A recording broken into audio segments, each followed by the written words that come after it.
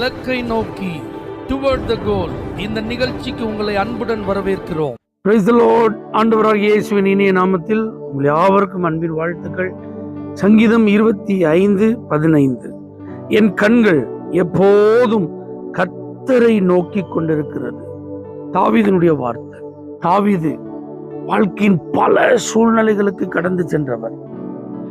ஏற்றத்தில் இருந்திருக்கிறார், இரக்கத்தில் இருந்திருக்கிறார், சந்தோஷத்தின் உச்ச நிலையில இருந்திருக்கிறார், துன்பத்தின் ஆழத்தில் இருந்திருக்கிறார். அவமானம், வேதனை இதெல்லாம் தாங்கவே முடியாது. அந்த அளவுக்கு கஷ்டங்களையும் அவமான நிந்தனைகளையும் அவர் தாங்கி இருக்கிறார்.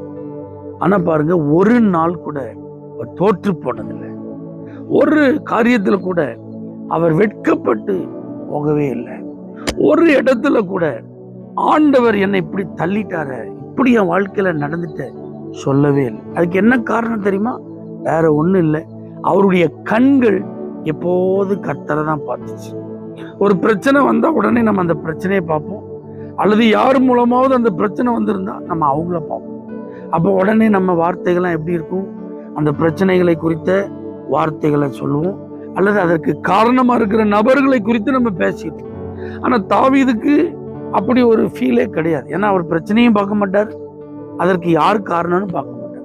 ஆனா அப்படிப்பட்ட நேரங்கள் எல்லாம் அவர் யாரை தான் பார்ப்பார்? கர்த்தரை தான் பார்ப்பார். அது யுத்தமா இருக்கலாம், அல்லது குடும்பத்துல வர்ற பிரச்சனையா இருக்கலாம், அல்லது வாழ்க்கையில் அவர் சந்திக்கிற எந்த காரியமா இருந்தாலும் உடனே அவருடைய கண்கள் கர்த்தரை தான் பார்க்கும். அப்ப இன்னைக்கு ஆண்டவர் நம்மள்ட்ட என்ன எதிர்பார்க்கிறார் அப்படின்னா, ஆண்டவரை மட்டும்தான் நம்முடைய கண்ணு பார்க்கணும். எந்த தேவையா இருந்தாலும் கர்த்தரை பாருங்க, எந்த பிரச்சனையா இருந்தாலும் உடனே கர்த்தரை பாருங்க. எந்த நபர் ஏதாவது ஒரு காரியத்தை உங்களுக்கு உதவியா செஞ்சா கூட உடனே அவரை பார்க்காது, அதற்கு காரணமா இருக்கிற கர்த்தரை பாருங்க. உங்க சூழ்நிலையில எல்லாமே எதிராக தான் இருக்கு. உங்க வாழ்க்கையில நீங்க நினைச்சதுக்கு எல்லாமே எதிர்மாறாதான் நடக்கும். பரவாயில்ல, நான் தனித்தவனும் சிறுமைப்பட்டவனுமா இருக்கிறேன் அப்படின்னு தான் அவர் சொல்றாரு.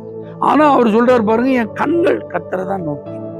அப்ப வாழ்க்கையில் 1000 பிரச்சனைகள் இருக்கலாம், பல தேவைகள் இருக்கலாம், சூழ்நிலைகளிலே அடிக்கடி மாற்றங்கள் ஏற்படலாம். மனிதர்கள் சிலர் உங்களை நேசிக்கலாம், சிலர் உங்களை பகைக்கலாம். அதெல்லாம் வாழ்க்கையில சகஜம். ஆனா இவைகள் எல்லாம் பார்த்தோம்னா நம்மளால சந்தோஷமா இருக்க முடியாது, நிம்மதியா வாழ முடியாது, ஈஸியா சோர்ந்து போயிடுவோம். இவைகளுக்கு மத்தியில தொடர்ந்து ஓடணுமா? அதுக்கு ஒரே வழி, கர்த்தரை நோக்கி பார்க்க. இன்னைக்கு உங்க கண்கள் யாரை நோக்கி பார்க்க? அவர்கள் அவரை நோக்கி பார்த்து பிரகாசம் அடைந்தார்கள். எனக்கு ஒத்தாசை வரும் பர்வதங்களுக்கு நேராக என் கண்களை நான் ஏறிடு. ஏன்னா அங்கிருந்து எனக்கு ஒத்தாசை வரும். அது மாத்திரமல்ல, இது எப்படி ஒரு வேலைக்காரனுடைய கண்ணு எஜமானனுடைய கையை நோக்கி இருக்குமா போல, நான் எப்பவுமே ஆண்டவர் தான். இப்படி நீங்க தாவீதுடைய வாழ்க்கை அனுபவத்தெல்லாம் நீங்க கவனிச்சு பாருங்க, அந்த கண்கள் கர்த்தர் மேலேயே பதிக்கப்பட்டிருக்கும். ஆனா இன்னைக்கு ஒரு தீர்மானம் பண்ணுங்க, எதிர்மறையா இருக்கிற எதையுமே நான் பார்க்க மாட்டேன், வேதனைக்கு காரணமா இருக்கிற எதையுமே பார்க்க மாட்டேன், பிரச்சனைகளா இருக்கிற எதையுமே பார்க்க மாட்டேன். பரிகாரியை தான் நான் பார்ப்பேன், பதில் தருகிறவரை தான் நான் பார்ப்பேன், அற்புதம் செய்கிறவரை தான் நான் பார்ப்பேன், என் விண்ணப்பத்திற்கு செவி கொடுக்கிறவரை தான் நான் பார்ப்பேன். இந்த மாதிரி தீர்மானத்தோடு உங்க கண்களை கர்த்தருக்கு நேரா திருப்புங்க. அற்புதங்களும் அதிசயங்களும் உங்க வாழ்க்கையில தாவீதுக்கு கிடைச்சது போல கிடைக்கும். தேவனே, எங்க கண்கள் எப்பொழுது உண்மையே நோக்கி இருக்க கிருபை தார். இயேசுவின் நாமத்தில் பிதாவே, ஆமென். For prayer contact, Pastor J. J. Kumar, El Shaddai Ministries, 9500252586, Surandai.